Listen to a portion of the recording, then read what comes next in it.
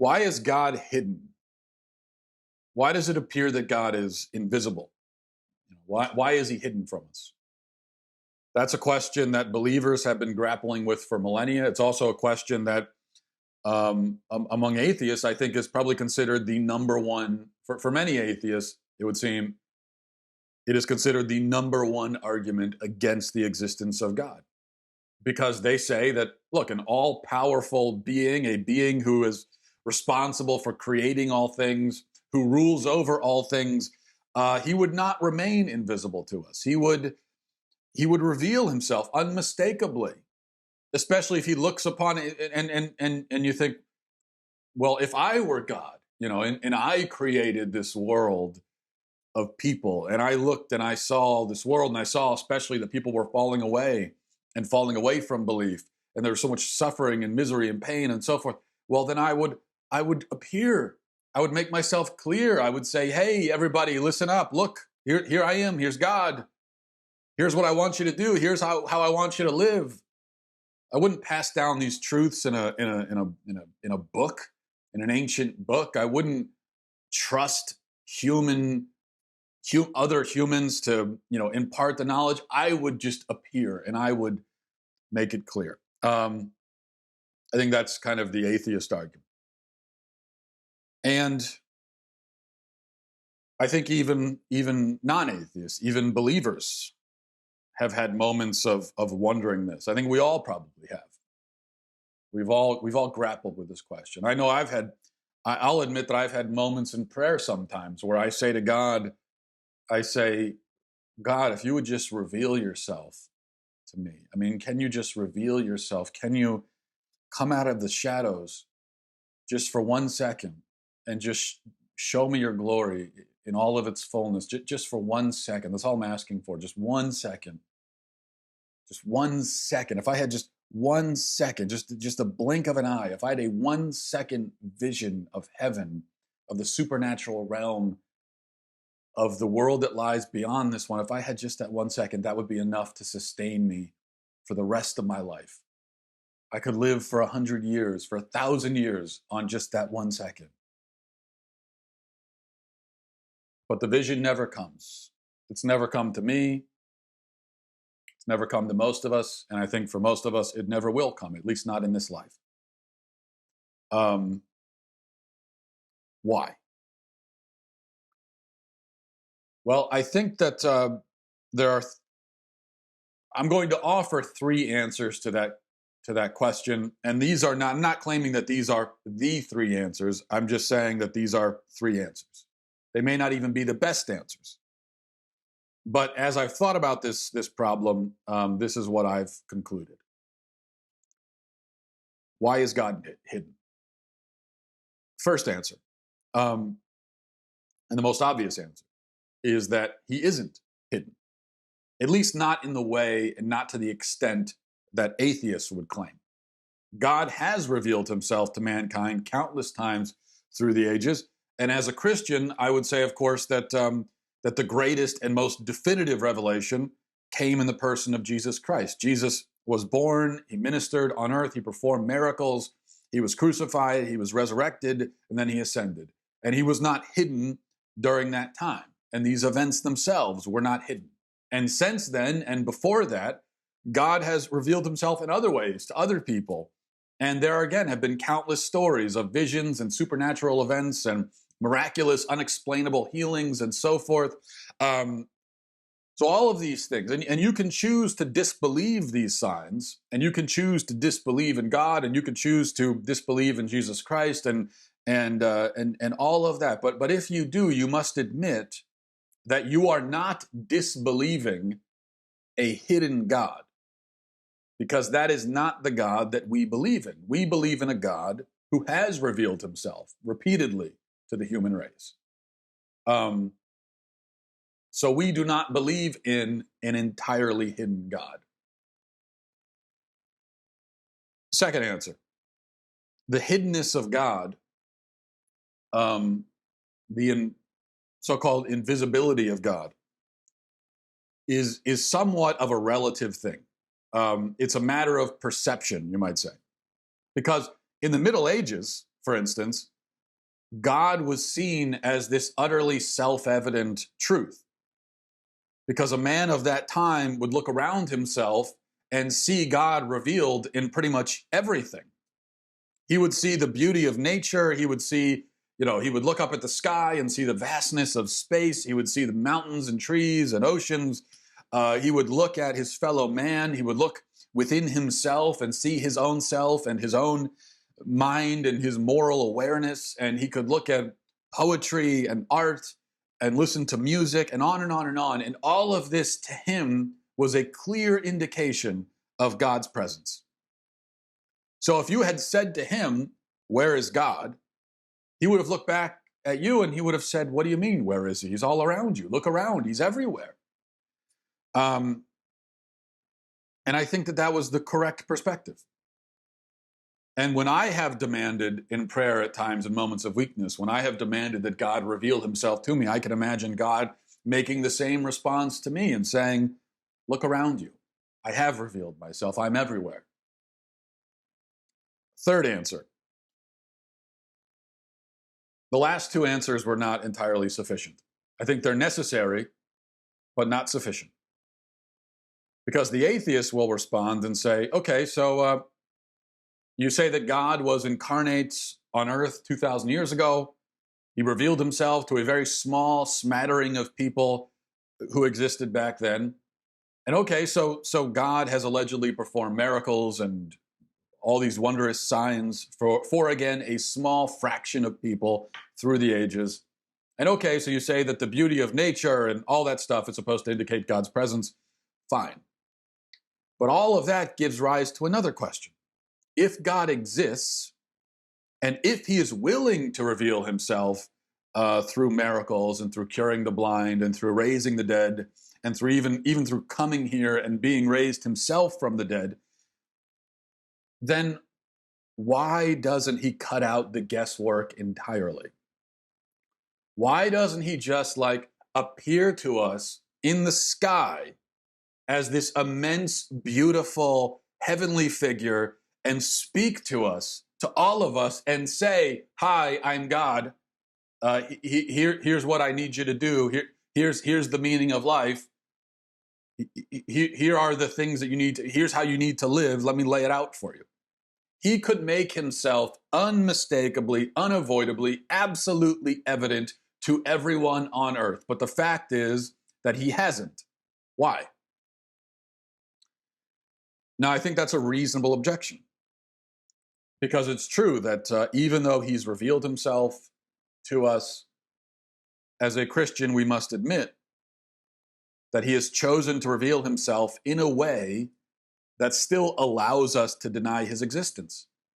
He seems to throw out these breadcrumbs, but he leaves room, and probably a lot of room, to ignore those crumbs and even to ignore him and his very existence. He could appear to us in the sky. He could do that. He could appear to each of us individually at the same time. He could appear right before you in your home. I mean, he could force you to believe. He absolutely could. I know there are people who would argue, well, yeah, but even if God appeared in the sky, I mean, atheists would still find some other explanation for it. And maybe a few of them would. I mean, the most deluded, but I think almost everybody would come to believe in God if he were to appear in the sky and speak to us, right? And he could reveal himself in a way individually to all of us where everybody in the world would believe. He could force that upon us.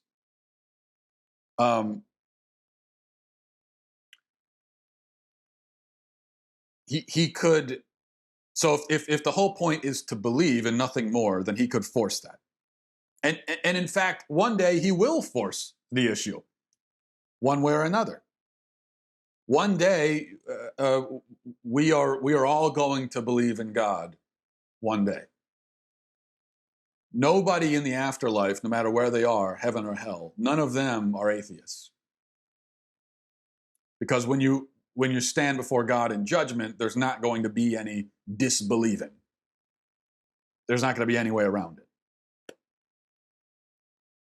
So why don't we get that sign now? I think it's because believing in God's existence is not the point in and of itself. The point is to love God. Love is the point. To love God and to desire Him alone. That's the point of existence. If the only point were simply just to believe in God's existence, well, then this existence that we have now, separated from God and where God is invisible, seems like a cruel joke. It seems like this weird game of like hide and seek that God is playing with us, where He sends us off to some abandoned corner of the universe and then hides off somewhere on some other corner and says, "Come and find me." And the whole point of life is just to, believe and nothing more. But that's not the point of life. The point is to love God and to desire Him. And I would submit that for most of us right now on earth, a miraculous revelation would hinder us. It would prevent us from loving Him. It may force us to believe, but it would prevent us from loving Him. If He were to appear in the clouds before all of us right now, we would all believe, but we would not all love. And there are even some of us who maybe could have come to love Him, but now would not, because He has appeared. Let me explain what I mean by that. And I will use again, as I've used many times, the analogy of marriage. And I do think this is the best analogy that we have available to us to explain our relationship with God.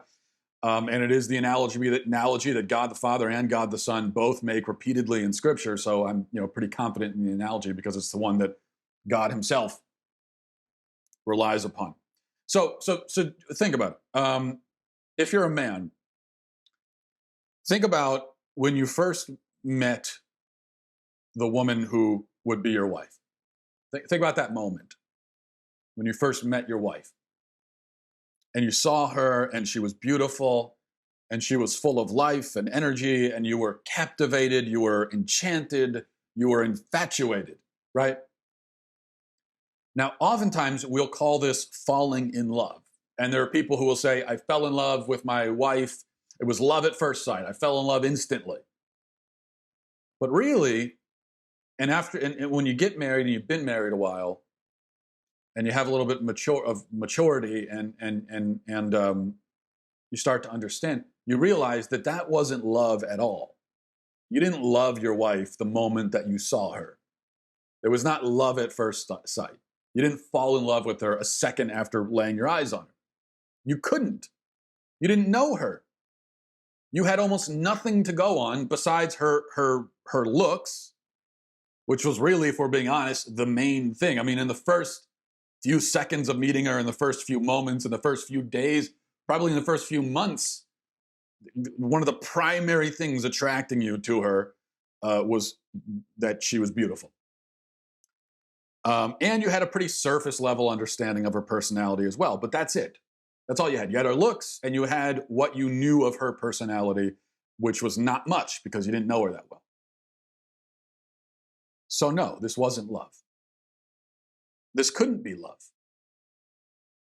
It was captivation, it was infatuation, it was preoccupation, maybe it was even obsession, but it was an entirely emotional experience.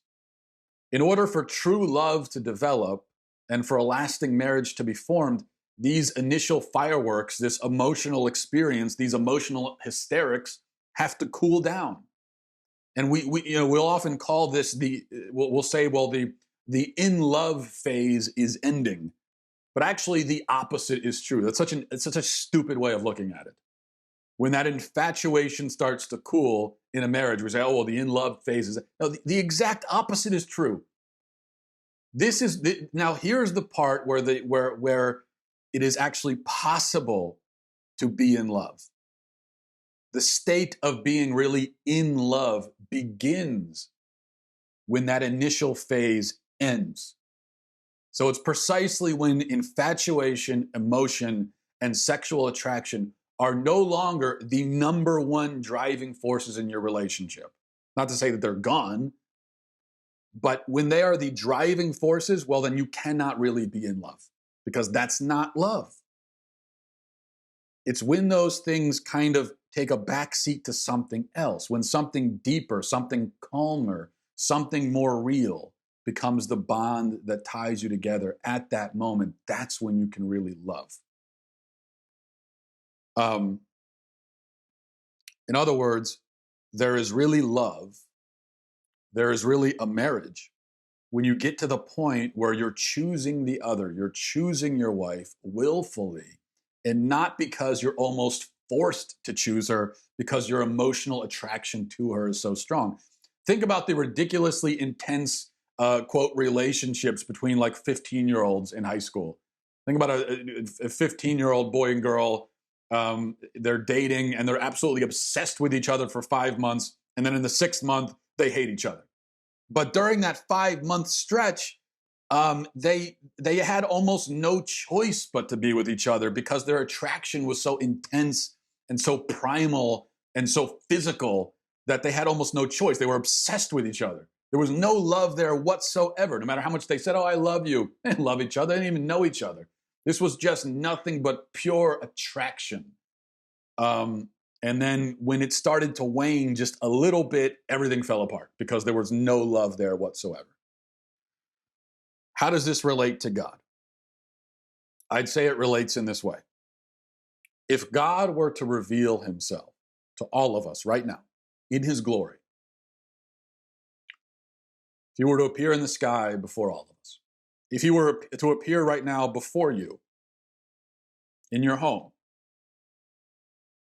if he were to do that for all of us, we would all certainly fall at his feet and we would worship. I think there's no question about that. But at that point, we would have no choice.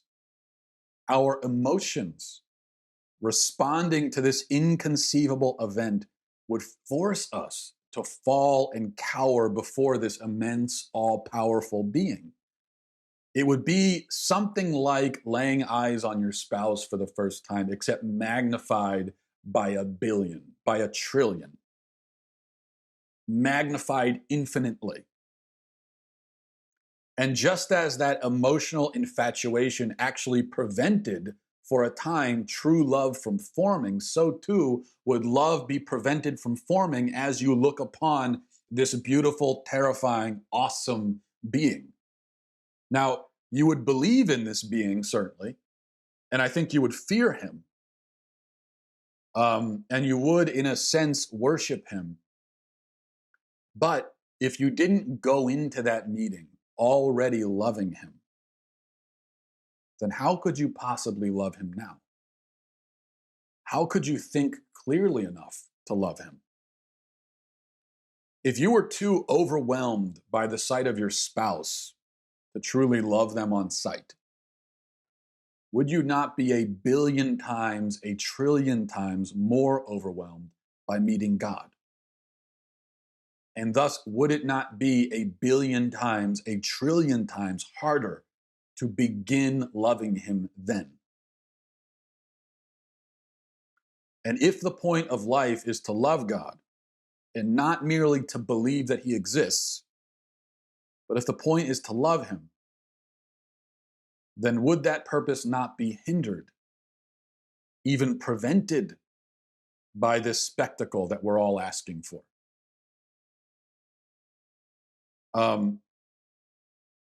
I would say that God's nature is such that we fallen human beings need a certain distance from him in order to love him. Because love is a noble thing. It is a higher thing, and it is a willful thing. And if God were, so to speak, right on top of us, revealing himself in his glory, then the baser elements of human nature would inevitably take over: fear, self-preservation, and so forth. Even wonder and awe, not that those things are base, but they're not as high as love. So all of that, wonder, awe, fear, all of that would take over. take over our mind, and the nobler, calmer, willful love would have no chance to develop within us.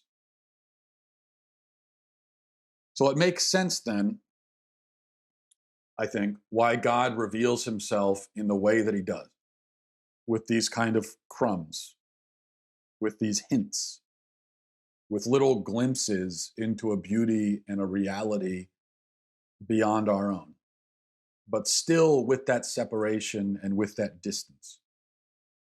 Even Jesus, when he was on earth, before the resurrection, he only revealed himself, and just for a moment, in his full divine glory, one time to three of his disciples, and only after they'd been following him for a time, and only after Peter had already made his confession. It's important to note in the Bible that Peter makes his confession and says, "You are the Son of God." And then it's a few verses after that that the transfiguration happens. And I think it had to be that way. That the apostles had to come and follow him and love him and recognize him before he could reveal himself in his glory. And we will all see, I think, reality transfigured one day. We're all going to see the truth inescapably. But we have to go into that moment already loving God, already desiring him. Or at least we have to go into it with a seed, with a kind of sapling of love and desire. We've got to have something. There's got to be something there. Something that we have really chosen. And something that we could have not chosen. Something that we had the option to deny. If God appears before us, well, then belief really means nothing at all, because we had no choice but to believe. But there's got to be love. And if we meet God having never loved him, then in that moment, I think logically, if you understand human nature, it's clear that in that moment, it will be too late. If you don't go into the meeting already loving him, at least to some extent, at least even to the smallest extent, then it will be too late. So God keeps us here. He keeps us in this reality. And he calls us home when he knows that we're ready. When he knows that our love has grown as much as it's going to grow. And we're ready for the next stage, the final stage. Or, alternatively, our life can be over when he knows that we will never be ready. When he knows that the love is never going to develop and the sapling is never going to grow and our cause is hopeless. In which case, we're finished. But either way, we have the chance now, because of that distance and because of that separation, we have the chance to love him. And we have to make that choice. And it seems to me that he reveals himself as much as he possibly can, while still giving us the opportunity to really love. So that's just, as I said, one possible answer. Probably not the best one, but it's a possible one. Something at least to think about. Thanks for watching. Thanks for listening, everybody. Godspeed.